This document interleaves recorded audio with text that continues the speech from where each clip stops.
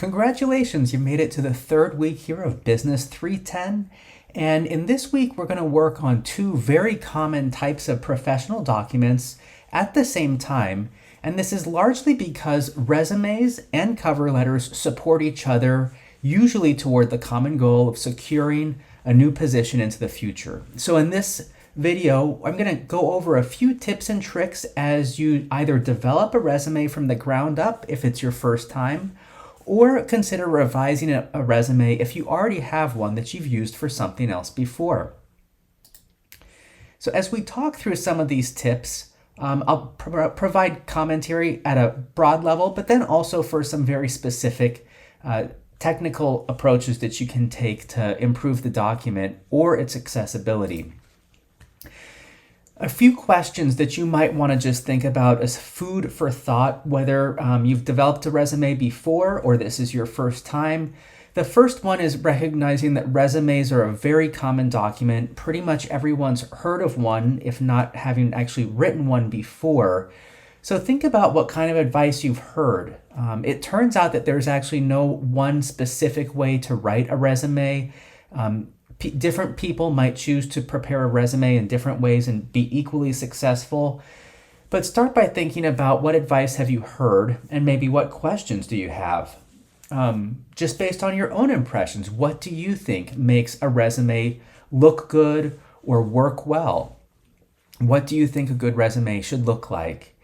And then third, and perhaps most importantly, think about this from the standpoint of a hiring manager or employer who's seeking to add someone to their team.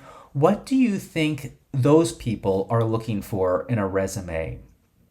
And I think that if you take all of these questions together, you'll begin to develop some sense of some of the needs that you can seek to address when you write your resume. So a couple of kind of standard things you might think about. Options are available all over the place when writing a resume. So just being aware of what the different options are and then deliberately choosing the one that you want will work really well. A couple of general formats we'll talk about, first the chronological and then a couple of other alternatives. Chronological format tends to be the most common format for a resume, and as the name suggests, a chronological format will structure your skills and experience and education kind of like a timeline.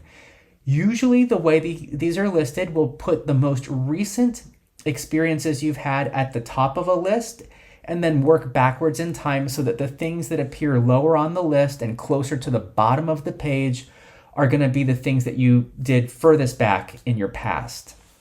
The real advantage with the chronological format is that it allows you to see progress and development. So especially consider if you started at a position in an entry-level position and then maybe after some time moved up and maybe to be an assistant manager or manager, the chronological format will really help you to highlight that progress nicely. It allows you to tell a story and trace a narrative really easily. So hopefully when you get to the interview stage, it'll be easy for the person looking at your resume to read the same story that you're telling them. One limitation that comes to mind with the chronological format is that if you do have any gaps in time due to things like unemployment or maybe taking time off from school, it can highlight those gaps because it's a time-focused format. You can always address those elsewhere, but just be aware that this is one limitation of the chronological format.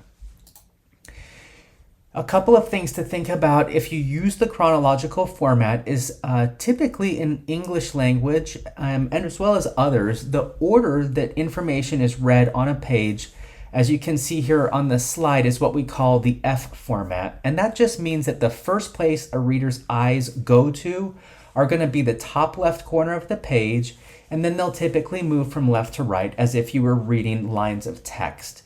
The reality we know is that most people reviewing resumes don't read them really carefully on the first time, and so they're going to use this F pattern to move through the content pretty quickly.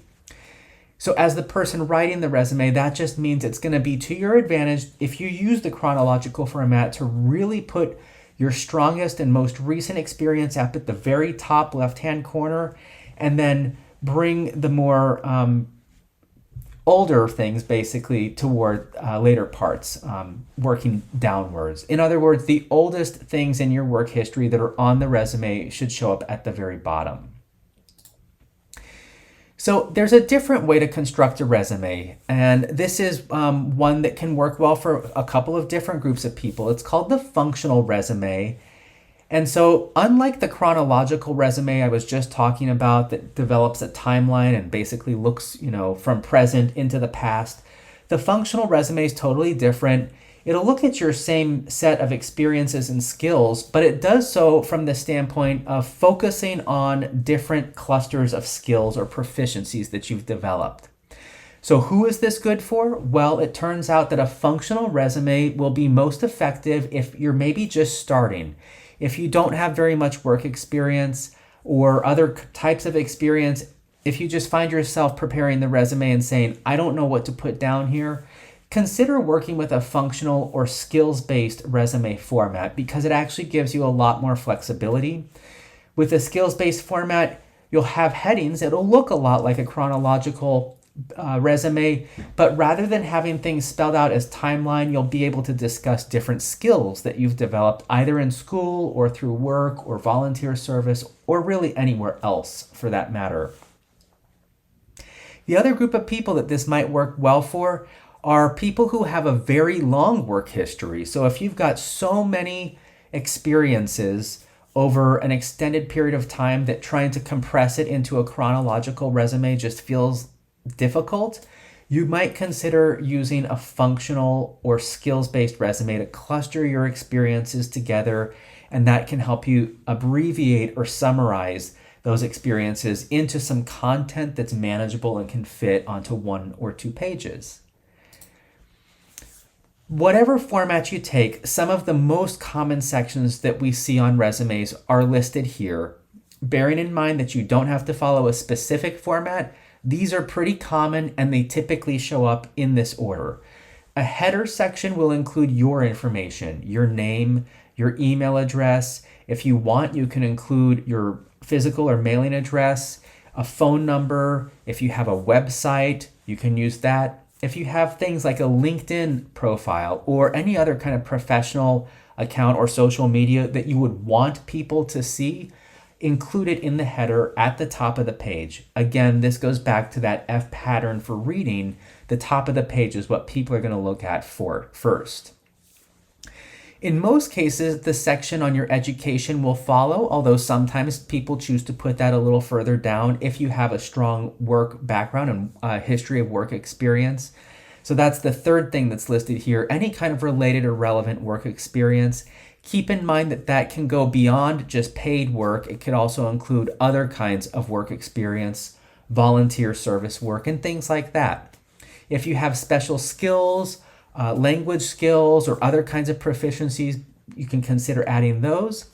And then if you have any kinds of awards or special recognitions that you've accumulated over your time, you can include that as well. Finally, it's good to think about who you might have as a professional reference. It's not common to include those now, I would say, on resumes that you'll be submitting. So unless somebody asks for it up front, I wouldn't include it, but at least know who those people would be and make sure that they're prepared to actually serve as a reference if you need it. A couple of other common things that I'll address here just because they come up in many conversations about resumes. And I'll say a little bit about my background here as I've been teaching writing at the university level for about 9 years.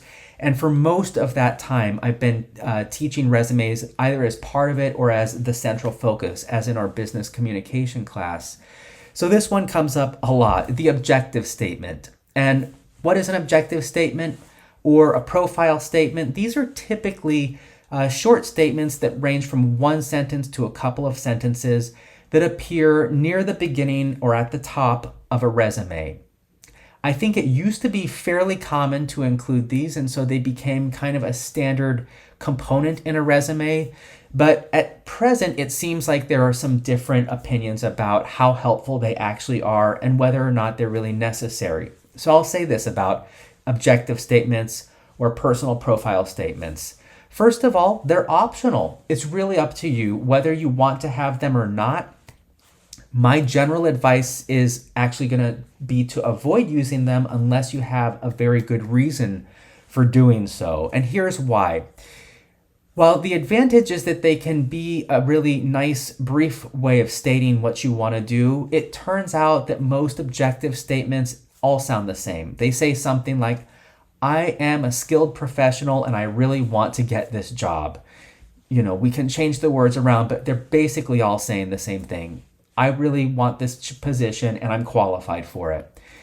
So the disadvantage then becomes that this is taking up a substantial amount of space. If you're limiting yourself to 1 page or maybe 2 pages, it's space that you could be using doing something else.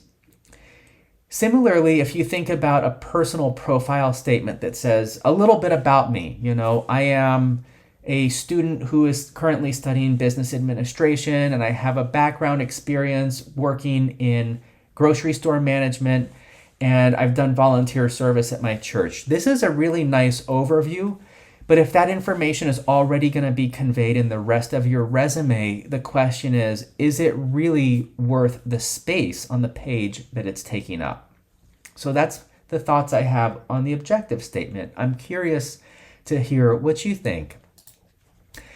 Another common question comes up about using a digital template. So there's so many places you can look online if you want to use a template for a resume.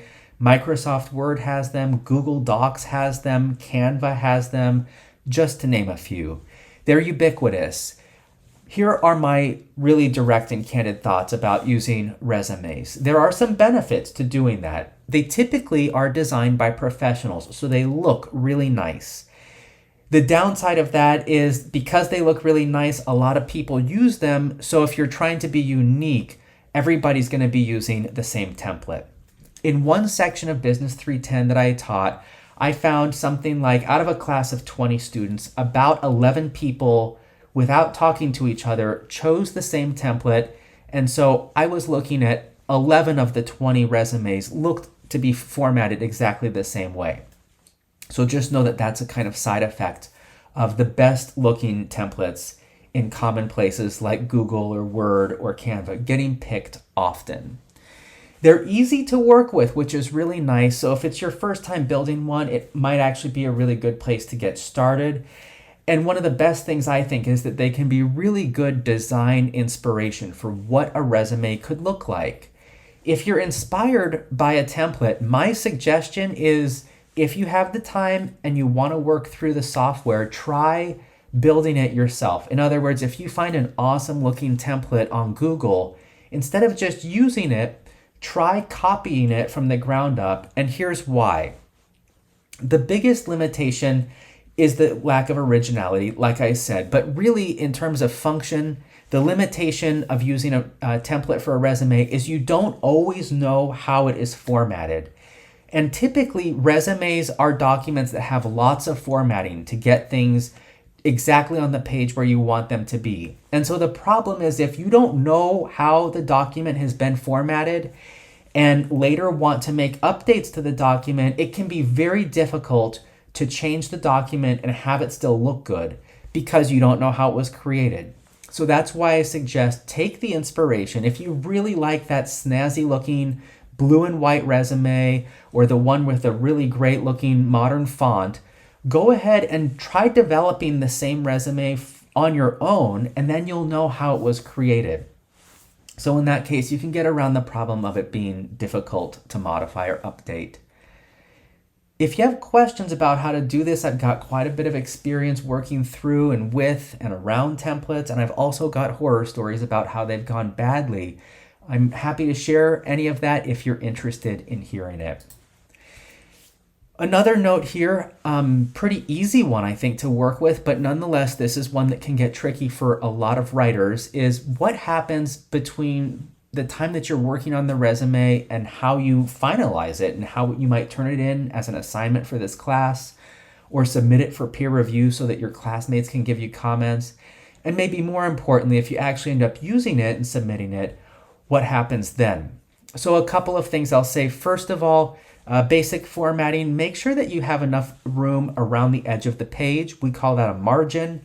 And typically documents will be formatted to have a minimum of 1 inch all around. I have seen some templates for resumes that shrink that down to try to give you more space to write. But the problem then is you'll run into printing errors, and also they can just make the document more difficult to read for the person that ultimately receives it. You might be wondering about, do I want to make the resume look pretty and do things like add design and decoration and color even? Again, this is actually mixed feedback on this.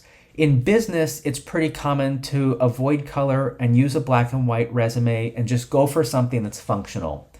But if you want to develop something that you think better communicates your professional identity by using color, go ahead and do it. Just try to be consistent. Maybe pick a selected palette. Don't use too many colors. Don't allow the color to become a distraction to the content, that is to say the words that are on your resume. So a couple notes as you work through and finish. You can feel free to work with this in whatever software you're most comfortable using. But when it comes time to share it with someone, I do have some specific suggestions here. First of all, the really one format, and it's the big icon on the screen, is the PDF. It's kind of the industry standard. And the reason for this is that the PDF will maintain all of the formatting work that you've done so that it will look exactly how you want it to look.